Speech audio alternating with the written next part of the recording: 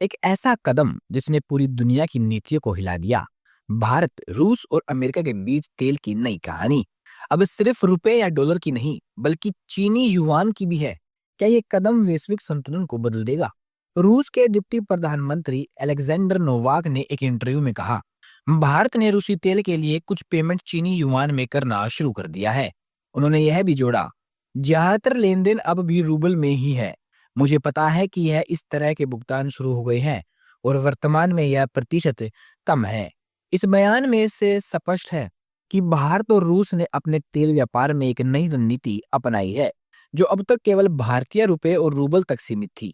इतिहास बताता है कि पहले रूस से तेल के लिए मुख्य रूपे से भारतीय रुपये का उपयोग करता था, लेकिन अब हालात बदल चुके हैं। ऊर्जा एवं स्वच्छ वायु अनुसंधान केंद्र के अनुसार सितंबर में चीन के बाद भारत रूस के कच्चे तेल का दूसरा सबसे बड़ा खरीदार बन गया। 2022 में यूक्रेन पर रूस के आक्रमण और उसके बाद पश्चिमी प्रतिबंधों ने वैश्विक तेल व्यापार में नए रास्ते खोल दिए। डॉलर पर लंबे समय तक का वर्चस्व अब चुनौती में है। इस परिस्थिति में भारत और रूस ने नए विकल्प अपनाए, रूबल में भुगतान की शुरुआत की और अब कुछ लेन देन चीनी युआन में भी हो रहे हैं। यह कदम केवल व्यापार का सवाल नहीं, बल्कि रणनीति और वैश्विक आर्थिक संतुलन के संकेत हैं।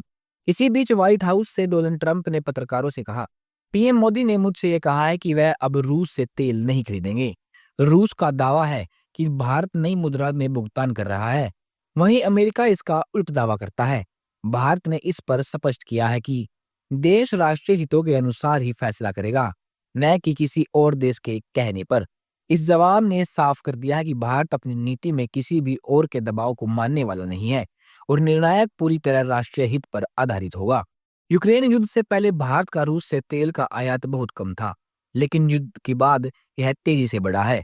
पहले लगभग 1% आयात अब बढ़कर 40% पहुंच गया है।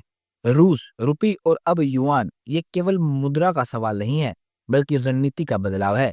भारत ने वैश्विक तेल व्यापार में अपनी नई स्थिति स्थापित कर दी है, तो सवाल यही उठता है, क्या यह नई मुद्रा रणनीति केवल व्यापार का कदम है या फिर यह वैश्विक शक्तियों के बीच संतुलन बदलने की शुरुआत है? क्या भविष्य में डॉलर का वर्चस्व चुनौती में आएगा? आपकी क्या राय है? क्या भारत का यह कदम सही है या जोखिम भरा? नीचे कमेंट में लिखिए। जय हिंद। वीडियो पसंद आए तो लाइक करें और शेयर करें और अपडेट रहने के लिए सब्सक्राइब करना न भूलें। धन्यवाद।